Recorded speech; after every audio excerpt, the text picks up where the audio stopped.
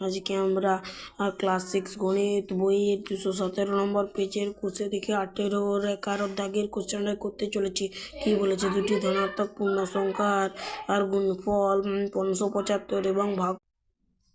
আজকে আমরা ক্লাস 6 গণিত বইয়ের 217 নম্বর পেজের কোষে দেখে 18.3 এর 11 দাগের কোশ্চেনটা করতে চলেছি।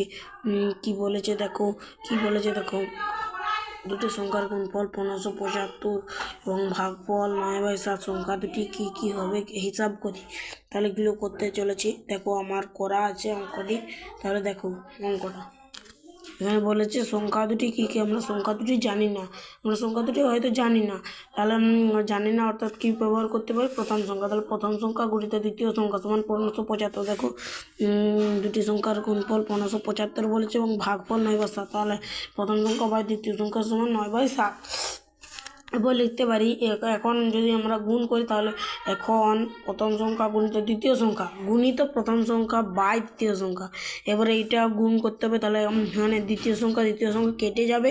এবার প্রথম সংখ্যা আছে, তারপর প্রথম সংখ্যা আছে, কিন্তু তারপরে এখানে গুণ করব যেহেতু বলেছি, তাহলে এইটার সাথে এইটা গুণ হবে।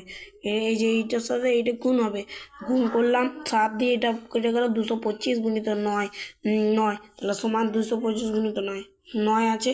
এরপরে দুটো প্রথম সংখ্যা আছে, তাই বারই করতে হবে যে প্রথম সংখ্যা স্কোয়ার সমান 225 গুণিত 9 বা প্রথম সংখ্যা সমান এই স্কোয়ারটা উঠে গেলো না, হোল স্কোয়ার ছিল, স্কোয়ারটা উঠে গেল বলে এই রুট চিহ্নটা ব্যবহার করতে হলো।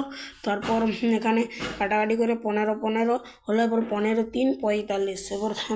এবার প্রথম সংখ্যা বেরিয়ে গেছে, এবার দ্বিতীয় সংখ্যাটা বের করে দেবে। তাহলে কি অতএব 45 গুণিত দ্বিতীয় সংখ্যা।